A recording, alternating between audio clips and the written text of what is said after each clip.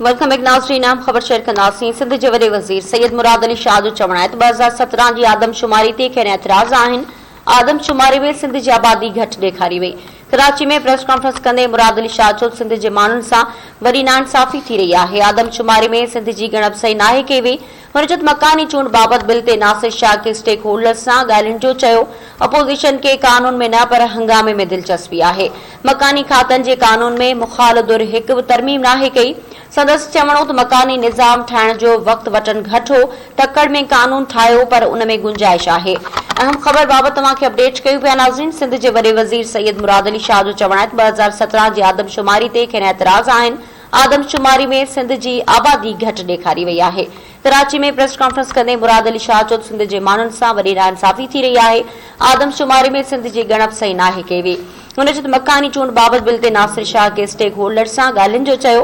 Opposition खे कानून में न पर हंगामे में दिलचस्पी आहे। मकानी खातनि जे कानून में मुखालदुर हिकु बि तरमीम नाहे कई। इन जा वधीक तफ़सील मालूम कयूं था। असां राब्तो कयो आहे ब्यूरो चीफ कराची अब्दुल्ला सोलंकी सां। जी अब्दुल्ला, अपडेट कजो। जी बिल्कुल, सिंध काबीना के इजलास का वडे वजीर मुराद अली शाह सीएम हाउस में प्रेस कॉन्फ्रेंस कंदे चयो आहे त म्यूनिसिपल कॉर्पोरेशन के अंडर में हलंदड़ स्कूल अस्पतालूं मेडिकल कॉलेज सूबाई हुकूमत वटि हूंदियूं उन्हनि खे हाणे असां पाण हलाईंदासीं, पर जेके उहे रिपोर्ट पर जेको आहे यूसी वाइज कंदियूं। उन सां गॾु आइन जे आर्टिकल 226 जो ज़िक्र कंदे वॾे वज़ीर चयो त वोट जो कानून में मूजिबि त सीक्रेट बैलेट थींदो आहे, पर हिते जेको आहे हुनखे सियासत जो निशान बणाए पियो वञे। असां आइन ऐं कानून जो तरीक़ो अख़्तियार करणु चाहियूं था।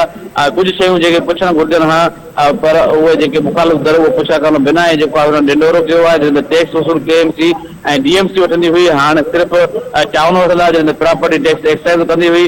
हाणे उहा जेको आहे सो कलेक्शन काउंसिल वसूल कंदी, एक्साइज़ न कंदी, जॾहिं कराची, हैदराबाद, मीरपुर ख़ास, नवाबशाह ऐं सखर म्यूनिसिपल कॉर्पोरेशन में हूंदा। जी अब्दुल्ला, वरी महिरबानी तफ़सील लाइ।